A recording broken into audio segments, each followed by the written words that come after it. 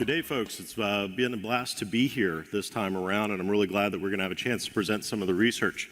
I'm Mike Tucker. I am an INL Department of Energy subject matter expert for exercises. So I've been working with the Defense Advanced Research Projects Agency on a very interesting project called RADICS, and I'm not going to go through the full acronym.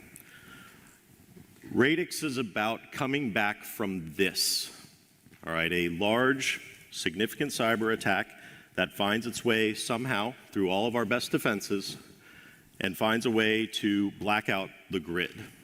And the reason why is because DARPA asked the hard problems in order to ensure that our nation is capable of responding effectively with our military forces overseas. And the best way to do that is to ensure that we have adequate critical infrastructure support when we're at home. The reason why there is a significant risk to critical infrastructure. The Department of Defense believes this, DARPA believes this. This is the genesis of the actual RADICS program itself. Part of this is that we recognize that at some point we may need additional support in order to recover from an incident like this. And this is a problem for us because mission effectiveness is directly related to the effectiveness of our bases. And if our bases don't have power, it's very difficult for us to go forth and defend the homeland. So the genesis of this program about 4 years ago came from this, let's assume a cyber attack has happened. This is, as I think many of us have heard before, the post-boom type discussion.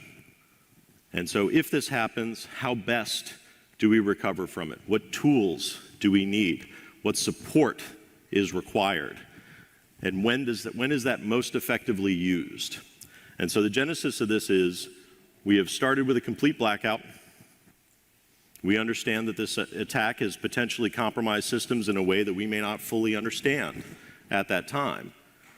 And at some point, the blackout has continued for a certain amount of time to the point where our effectiveness is no longer certain anymore. And the intent is that we want to detect the specific type of attack. We want advanced capabilities in order to do this. We want to figure out exactly what has happened, what has been targeted, and what are the things that we need to focus on in order to most effectively use what are potentially limited resources if this attack has been ongoing. Secondly, we want to be able to isolate it from everything else.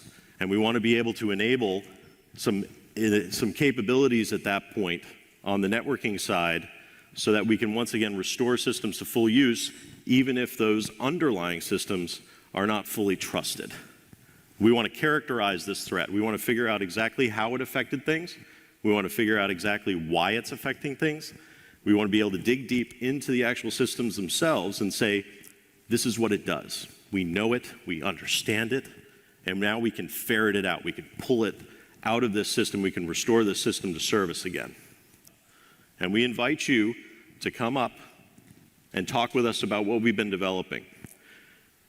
And the types of technologies that we've been developing that we believe are the best things that are going to be used during an actual black start situation where we're recovering from a significant cyber attack fall into these specific technology areas.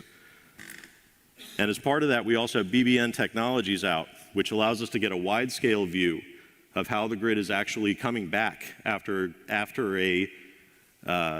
this particular cyber event. And it tells us in an out-of-band manner how that grid is coming back. So we have several performers up there. The next one up is that we assume that telecommunications networks that we normally rely on in order to do SCADA communications, voice communications, as well as the internet, are down during this. So we think we have to set up a secure emergency network as well. The best tools in the world must be utilized by us. We'll show you the technologies that we've developed to defend and restore the grid to an operational state to ensure that America continues our effective mission both here and overseas. And thank you very much.